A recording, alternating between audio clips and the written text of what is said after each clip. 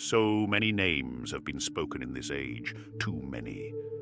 They echo now through crumbling cathedrals, emblazoned in stained glass and prayed to with open throat. Sons, weapons, my legacy scattered across the stars. But there was one name never carved in gold, one name they did not raise in song, one that stood beside me, not beneath me, and did not waver. Malcador. Not a son, not a tool, not a weapon. He was something rarer. He was my closest peer in intellect and vision, if not in power.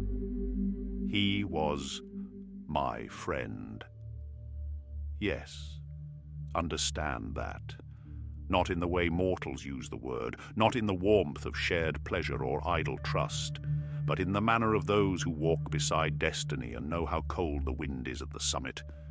He was the one man in the Imperium who did not fear to challenge me, who understood what it cost to stand beside me, and chose to remain. And for that, the Imperium owes him everything. You look for his statue and find none. You search for his shrine and find only ash. But when you speak of the Golden Throne, when you marvel at the survival of mankind itself, you speak of Malcador. Let me tell you what he was. He was born in the dark. Long before Terra's skies knew my light, he was already weaving truths out of shadow. Malcador the Sigillite, last of the Oblati, bearer of ancient Silor, keeper of forbidden histories. He did not come to me as a supplicant. He came as one who already understood too much and hungered to understand more.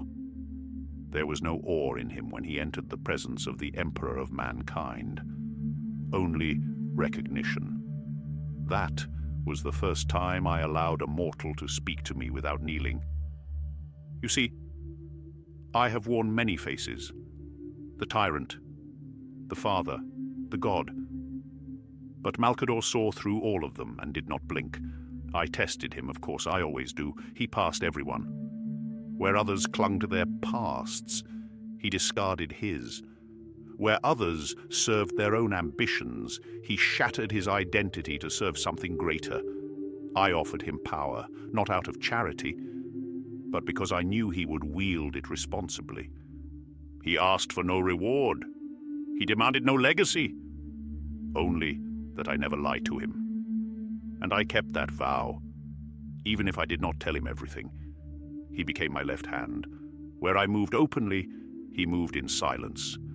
Where I forged a future of thunder and fire, he preserved the bones of the past with quiet care.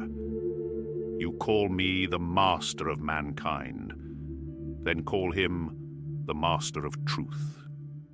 He knew every secret that bled through the cracks of my Imperium, every demon disguised as prophet, every heresy rooted in fear, every scheme buried in the blind spots of my sons. He held the web of it in his mind, not perfectly, not without strain, but with more clarity than any mortal has ever dared. And when I built the Council of Terror, he did not sit behind me. He stood beside me. He bore many roles: Regent, chosen proxy, Grand Master of the Assassins. He organized the Ordo Sinister. He steered the Librarius project when others feared it. He laid the foundations for what would one day become the Inquisition, long before it had a name. But none of those titles matter, because what he did best, the thing no record fully captures, was shouldering the impossible. The Imperium is not held together by war alone. It is held together by belief, bureaucracy, diplomacy, control. Things I could not always afford to concern myself with as the Great Crusade expanded and my sons staked claim to the stars. Malcador made the rest of it work. He was the bridge between the ideal and the real. Where I spoke of unity, he stitched the divisions together. Where I enforced order through conquest, he enforced continuity through cunning. He soothed rivalries, tamed rogue scholars, tracked seditious psychers, placated Mechanicum Archmagi, and moderated Astartes' excesses. He had no legions. But he fought more wars in the shadows than most Primarchs did in open battle. You think that easy? You think it did not cost him? You did not see him collapse in my presence after a conclave of traitors was narrowly averted. You did not see the blood he coughed into a sleeve after bearing the mental weight of unbinding a corrupted astropathic network. You did not see his eyes when he realized Horus had turned, how far into himself he withdrew before steadying his breath and saying only, "Then we must begin preparing the end game." He never broke. But I will tell you this, there was sorrow in him. He believed in the Imperium more purely than I ever did. He believed it could be kind, humane, noble, even as he helped me do what had to be done, even as he became the knife when subtlety was needed. He never stopped mourning the dream of what we might have been. He never blamed me. But he pitied me, I think. He saw the burden I bore and wished it were otherwise. He told me once, quietly, "You could have let me carry more of it." And I said nothing, because I could not, because I would not, because in truth, I had already let him carry more than any man ever should. When the heresy came, when the dream began to bleed from the inside out, he did not falter. Even as the skies broke open, even as his own soul buckled beneath the pressure of acting as my voice, my hand, my shield, he did not retreat. He stood, he acted, he armed secret orders to prepare contingencies beyond even my own. And as the legions began to tear themselves apart, he moved to salvage what could still be saved. And through all of it, he kept speaking to me, not in worship, but in clarity. He did not plead. He did not despair. He said, "We will hold, my lord. We will hold until the last second. And when we can hold no longer, I will do what you cannot." And he did. But that is for the second part. You see, his greatest act, his final sacrifice, was not made in war or in defiance or even in loyalty. It was made in understanding. And I have never forgiven the galaxy for what it cost him, nor myself. I will speak of that next. But first, sit with this. You have spoken of heroes, of martyrs, of saints. Forget them. There was one man who gave more than any god, any soldier, any son. And you let him be forgotten. That was your greatest heresy. So now I speak of the end, of his end, of the act that most will never understand, not because they cannot know it, but because they cannot bear it. When Horus rose, when my sons made war on one another, when terror itself prepared to burn, I did not flinch. I could not afford to. The final pieces of the game were already in motion. Magnus had shattered the veil with his warning. The wolves had bloodied Prospero. Lorgar had sown corruption like seed into fertile soil, and the harvest was at hand. The Great Crusade was dead. The age of darkness had begun, and in its shadow, Malcador did what none of the others could. He took command. No fanfare, no proclamation, just action. He became regent in my absence. He governed the shattered Imperium while I descended into the catacombs beneath Terra to build the last hope of mankind, the Webway Project.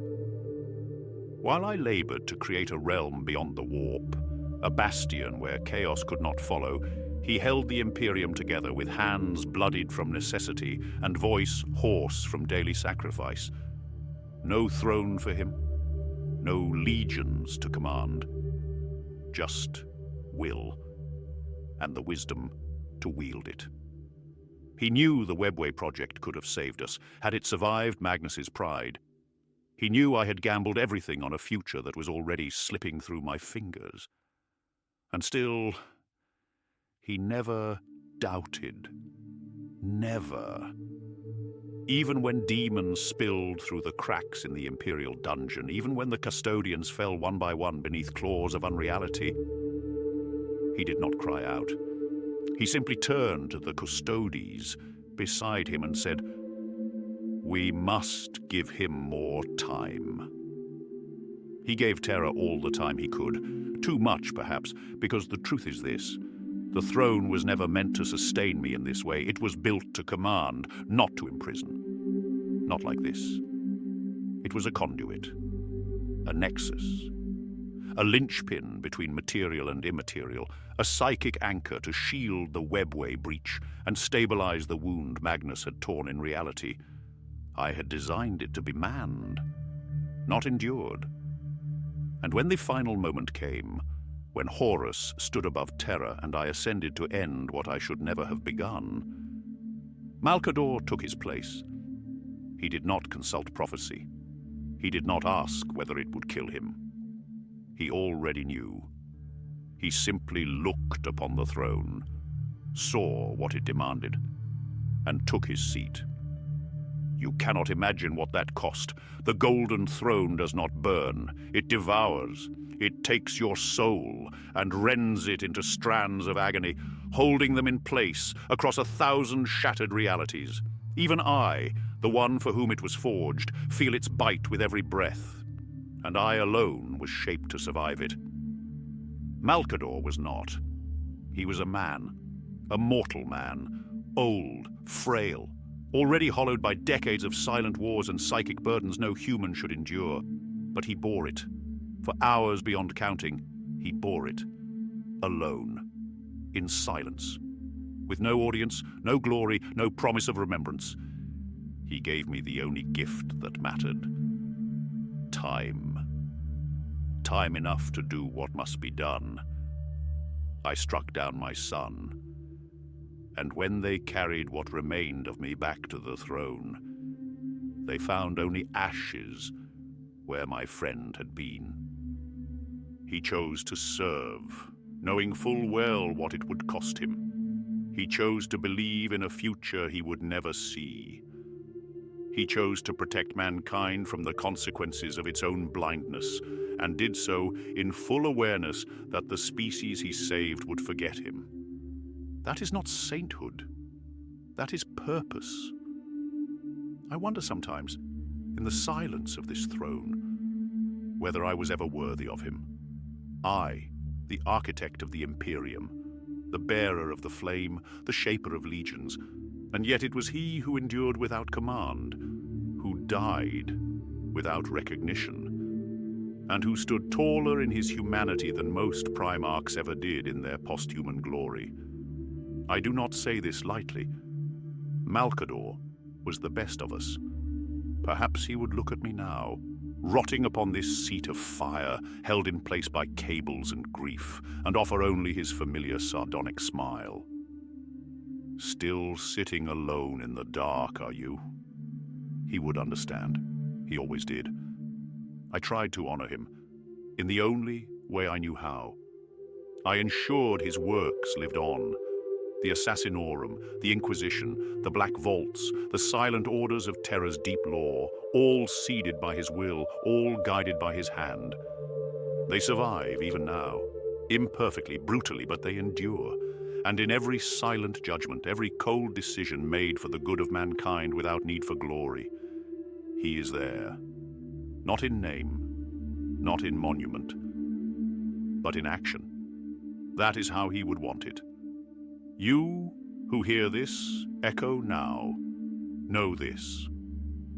When you speak of the throne, when you look upon Terra and wonder how it did not fall, when you feel the pulse of the Astronomicon in your bones and know you are not yet lost to the dark, you are feeling the echo of Malcador's sacrifice. And you did not earn it. You do not deserve it. But he gave it to you anyway, because he believed that even a broken species, blind and brutal and lost, was worth saving. I have questioned that belief. He never did. In the end, he asked for no reward. He left no progeny. He claimed no world. He gave everything he had, his name, his will, his soul, and in return you gave him nothing. But I remember, and as long as I remain bound to this throne, unseen, unheard, I will not allow his name to be forgotten. Malcador the Sigillite, my friend, my conscience, the quiet spine of an empire, he is gone. But what he gave still burns. Let that be enough.